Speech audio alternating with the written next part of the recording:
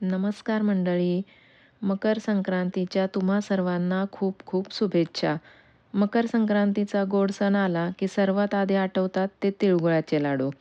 आजच्या व्हिडिओमध्ये मी तुम्हाला घरच्या घरी अगदी सोप्या पद्धतीने मऊ आणि चविष्ट तिळगुळाचे लाडू कसे बनवायचे ते दाखवणार आहे.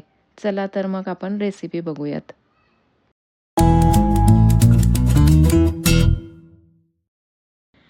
सर्वात प्रथम मी इथे अर्धा किलो तीळ भाजून घेते.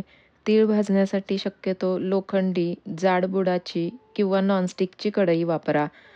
इथं मी नॉनस्टिकची कढई घेतली आहे.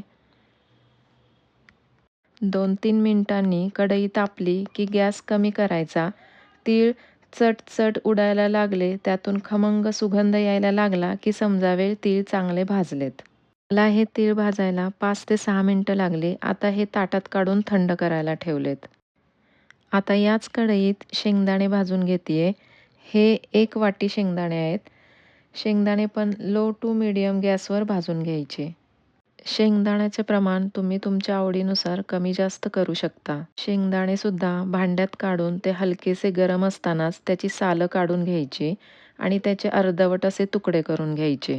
भाजलेल्या तिळात शेंगदाणे घालून मिक्स करून घेतलंय. चला आता महत्त्वाची स्टेप, गुळाचा पाक करायची. इथं कढईत मी 2 चमचे साजूक तूप घालून घेतलंय.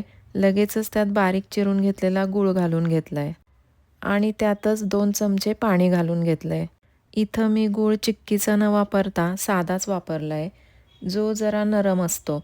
वजनाने हा गूळ अर्धा किलो आहे, म्हणजे जेवढे तीळ घेतले तेवढाच गूळ वापरलाय. गॅसची फ्लेम कमीच ठेवायची आहे. गूळ पूर्णपणे वितळल्यावर त्यात घालून घेतलाय चिमूटभर खायचा सोडा. खायचा सोडा वापरल्याने लाडू चिवट न होता कुरकुरीत होतात.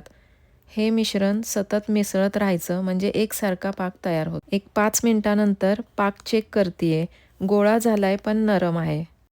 10 मिनिटांनी पाक शिजल्यावर यात भाजलेले तीळ शेंगदाणे घालून घेते. सोबतच वेलची पावडर पण टाकून घेते. मिश्रण एकजीव करून घेऊन हाताला तूप लावून थोडंसं मिश्रण घेऊन पटपट लाडू वळून घ्यायचेत.